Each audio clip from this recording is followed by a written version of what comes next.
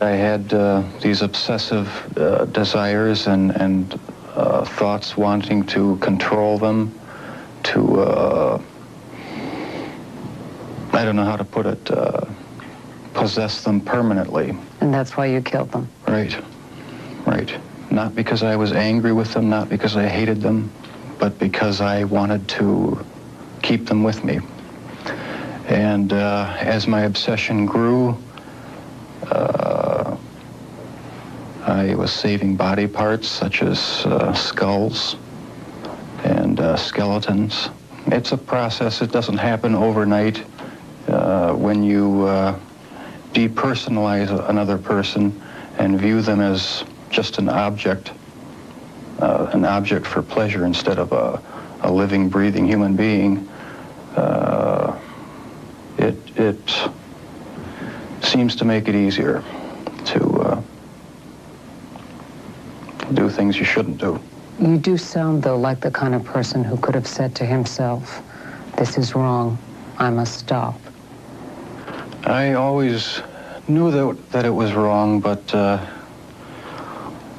after the first killing was not planned. I was coming back from the shopping mall back in '78.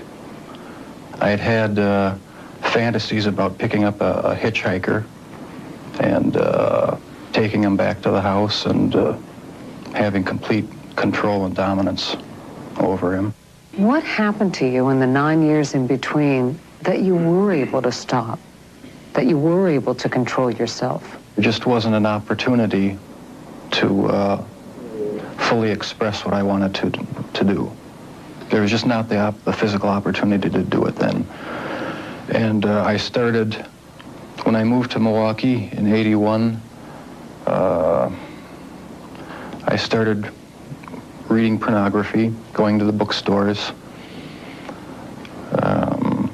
Eventually that led to frequenting the gay bars. And then one time I brought this young man back to the hotel room, the Ambassador Hotel. Was just planning on drugging him and spending the night with him. I had no intention of hurting him. When I woke up in the morning, he had a broken rib here. I was heavily bruised. Apparently I had beaten him to death with my fists. And you have no memory of it? I have no memory of it. But that's what started the whole spree all over again. When you killed these men, afterwards, were you repulsed? Were you upset? No, at the time, it was almost addictive. It was almost a surge of energy. I wouldn't have to worry about any of their needs or anything. I just had complete control of the situation. Why did you photograph them? It was my way of remembering their appearance, their physical beauty.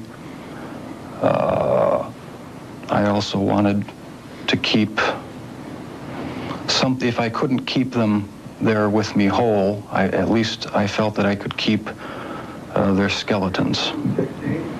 And I even went so far as planning on setting up an altar with the 10 different skulls and skeletons. And what was the purpose of the altar going to be?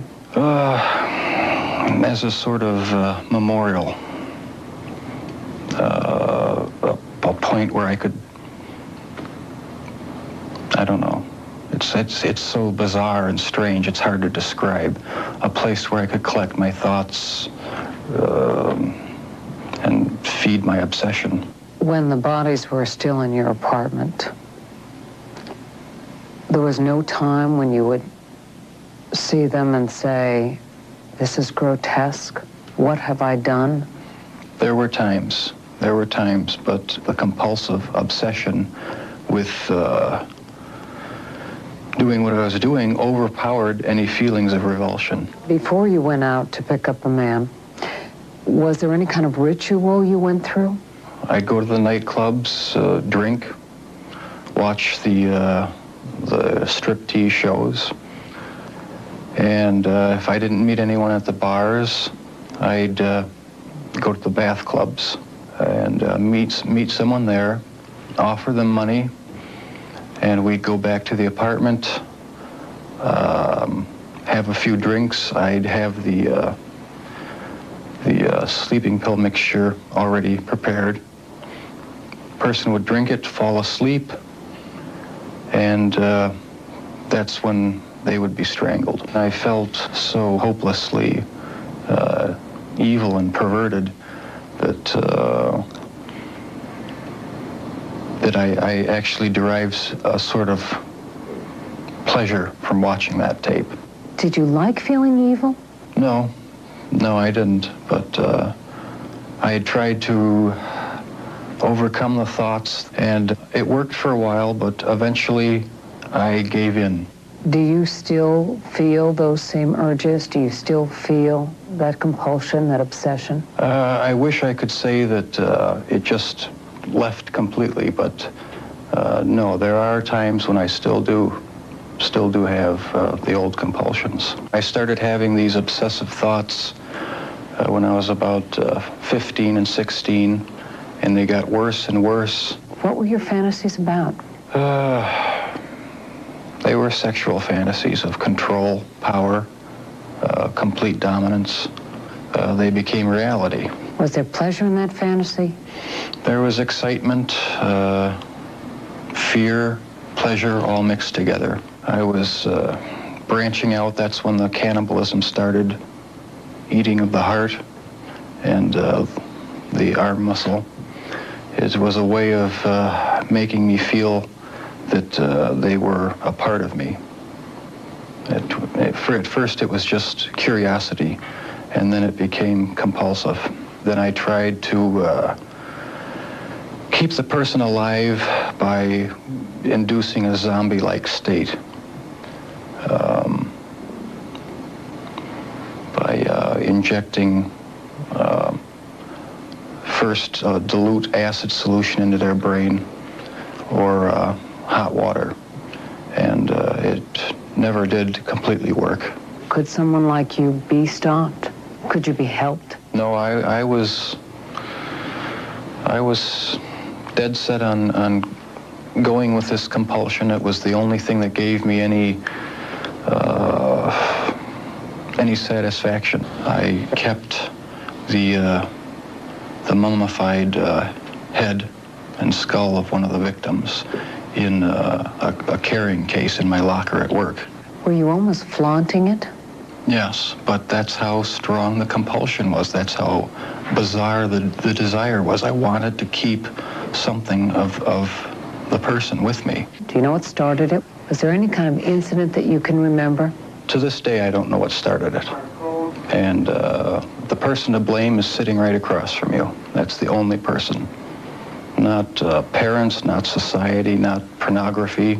I mean, those are just excuses. What was the turning point for you that made you suddenly realize that you had done something terribly wrong, something you should be sorry for?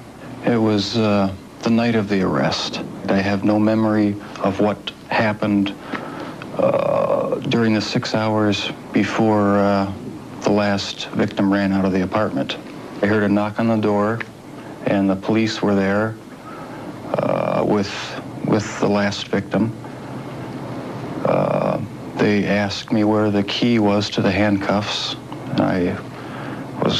My mind was in a haze. I sort of pointed to the bedroom, and that's where they found the pictures. And they yelled, "Cuff him."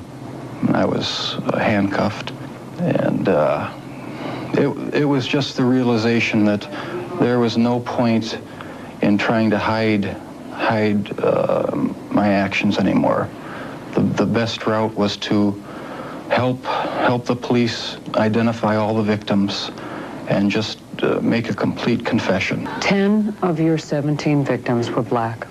Were they racially motivated? It was crimes? not racially motivated. It was not sexual preference. It was just to find an obsession with the best-looking young man I could find. Never understood it. There was no use trying to fight it because I couldn't rid myself of it. It was too powerful and persistent. Do you dislike it? Yes, it's caused a lot of problems for me. A lot of conflicts and unanswered questions.